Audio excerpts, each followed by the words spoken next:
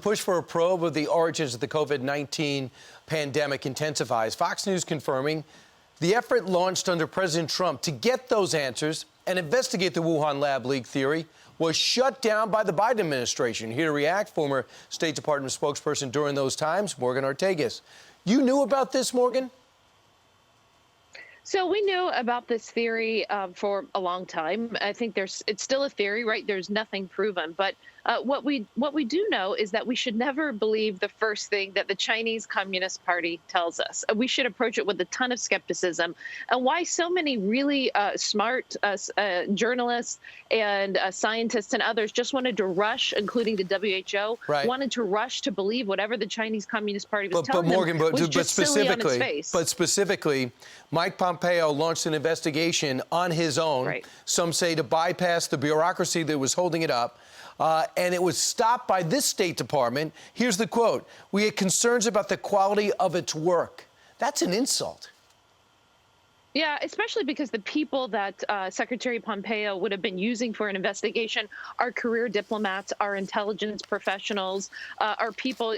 He wasn't using political appointees for this type of thing. It's insulting to the career people who work on these probes. Yeah, and it hurts us because we don't have an answer, and he's depending on the WHO and other investigators to find out. He doesn't seem to care. Which is a joke. Right. So let's fast forward to Russia. Yesterday, on June 16th, it was announced there'll be a summit in Switzerland. Vladimir Putin and President Biden, despite the fact that they were completing the pipeline on Nord Stream 2. We're no longer stopping that. That's going to go bypass Ukraine and go right through Western Europe. So we militarily protect them from Russia, but they are now glued to Russia thanks to oil and gas, despite the fact that the hack that destroyed our East Coast oil flow came from within their borders, despite the fact that they are battling us with the Arctic, bullying us out of the Arctic. We still look to meet. Do we have any standards?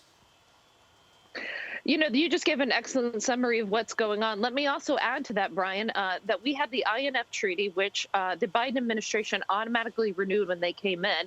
At the end of the Trump administration, through Marshall Billingsley, we were trying to get the Chinese on board. We were trying to renegotiate that treaty and not just give it a blanket renewal for 5 years. And instead, that's what the Biden administration did, gave them another pass on a treaty that they were probably violating. You know, the Biden administration keeps saying that they want predictability and stability in the relationship with Russia. I don't know what that means from a foreign policy perspective. When we saw that Russia may be amassing troops again in Ukraine, Biden had 2 warships turn around that were headed towards the Black Sea. So all I see is concession after concession after concession to the Russians. I don't know what Putin has done to deserve this meeting, nor do I understand what the Biden administration wants out of Russia, out of Putin, other than just to sort of get them out of their hair and get them off the world stage, which, you know, Putin is never going to agree to. So I'd like to understand from the Biden administration what in the world they hope to get out of this. They conceded on every major issue that they could with Russia leading up to this event, so that it's going to be, I guess, low key. Yeah, and by the way, jailed Navalny. He was almost died a couple of days ago. He has come up against him, so we have no problem with that, evidently. And also, their ally, Belarus, just forced a plane down and arrested a couple of journalists. They could have, Vladimir Putin has to okay all that stuff. It doesn't seem to matter. We'll see what happens on June 16th in Switzerland. Next, a Hollywood star, Mark Ruffalo, no doubt about his talent or his left-wing standing. He tweeted this out, will later apologize. 1,500 Palestinians face expulsion in Jerusalem. 200 protesters injured. 9 children have been killed. Sanctions on South Africa help free its black people. It's time for sanctions on Israel to free the Palestinians. Join the call.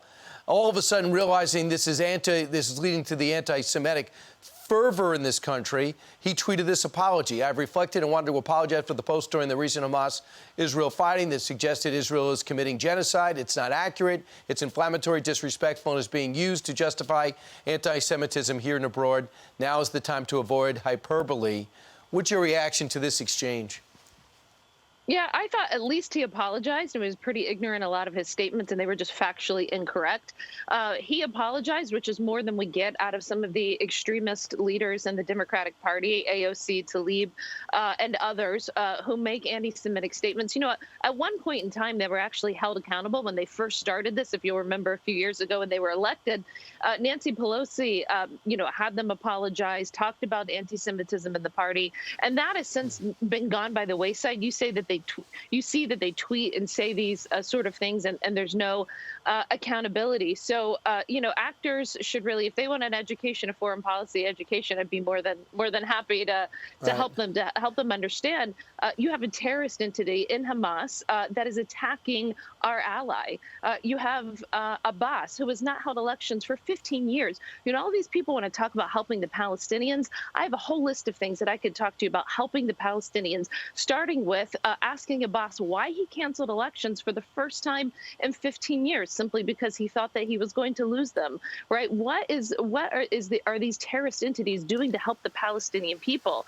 In the Trump administration, you may not have liked our policy towards Israel and the Palestinian people, but we held a conference in Bahrain to try and get more foreign investment to the Palestinian territories, to show the Palestinian people what it would be like to have a brighter future. I haven't seen any of these sort of recommendations or policies coming out, other than the Biden administration is saying that they're going to give more money to the Palestinian areas to rebuild, which a senior State Department official admitted may go to Hamas over the past few days. So if you really care about them, let's talk about democracy. Let's talk about elections. Let's talk about real reform. Morgan, of course, we're out of time, but Hamas controls Gaza. If you're going to rebuild Gaza, the money's going to go to Hamas. Don't pretend it's going to the Palestinian Authority, who are useless, as is Mahmoud Abbas. It was a ridiculous meeting with somebody who calls himself the Palestinian leader, but has no authority. It's a joke. Morgan, thanks so much. Appreciate it.